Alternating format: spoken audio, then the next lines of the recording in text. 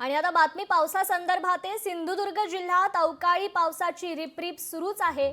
जिल्ह्यात आज पावसाचा येलो अलर्ट देण्यात आलेला आहे। भात शेती पाण्याखाली गेली आहे, तर शेतकऱ्यांचं मोठं नुकसान झालेलं आहे। भात कापणी देखील त्यामुळे ठप्प झालेली आहे। तर सिंधुदुर्गात अवकाळी पावसाने ही हजेरी लावलेली आहे। शेतकऱ्यांचं मोठं नुकसान झालंय। भात कापणी तोंडावर आली असता अवकाळी पाऊस पडल्यानं शेतकऱ्यांचं मात्र मोठ्या प्रमाणात नुकसान झालंय। सिंधुदुर्गात अवकाळी पावसाने हजेरी लावलेली आहे। जिल्ह्यात आज पावसाचा येलो अलर्ट जारी करण्यात आलेला आहे। शेतकऱ्यांचं मोठं नुकसान झालेलं आहे। कापणीला आलेल्या भाताचंही नुकसान झालंय। मी आता आहे कुडाळ तालुक्यातील वेताळबांबड या गावी। आपण पाहू शकता कशा प्रकारे इथले भात शेतीचा जो पद्धत आहे, जी भात शेती झालेली आहे, जी केसरा आलेली आहे, ती पूर्ण पावसामुळे इथे एकंदरीत खाली पाहिलं असेल तर पूर्ण भात शेती खाली पडलेली आपल्याला पाहायला मिळते। यामुळे कोकणातील भात शेती जे शेतकरी आहेत, उत्पादक आहेत, त्यांचं मोठ्या प्रमाणात नुकसान झालेलं आपल्याला पाहायला मिळते।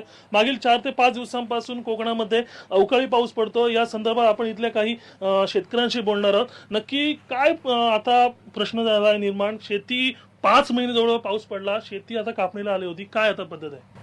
आता काय करायचं, पाऊस लागतोय मारण्याचा, शेती कापून होत नाहीये, भात सगळं पिकलेलं आहे, हे केसरं आहे ती खराब झालेली आहेत, त्याच्यामुळे भरपूर नुकसान झालं शेतकऱ्यांचं। तरी सरकारने याच्यावर लक्ष द्यावं एवढंच आमचं म्हणणं आहे।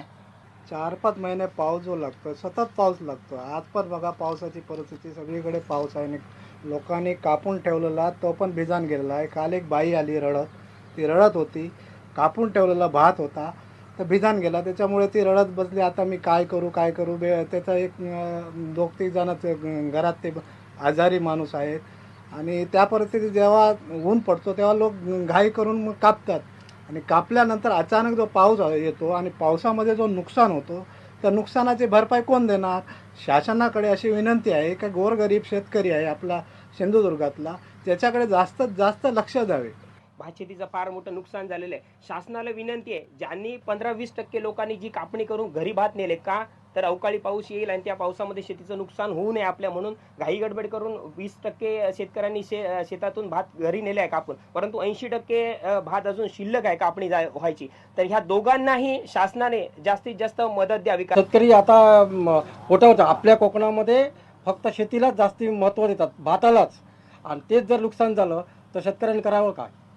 तर एकंदरीत पाहिलं असेल तर कोकणातील भात शेतीचं मोठ्या प्रमाणात या अवकाळी पावसामुळे नुकसान झालेलं आहे। हे नुकसान आता त्यांना भरपाई म्हणून देणं राज्य सरकारचं काम असणार आहे। कॅमेरामन योगेश काळेसह रोहन नाईक, लोकशाही मराठी, सिंधुदुर्ग। लोकशाही मराठी ऐका, पहा, जागरूक रहा।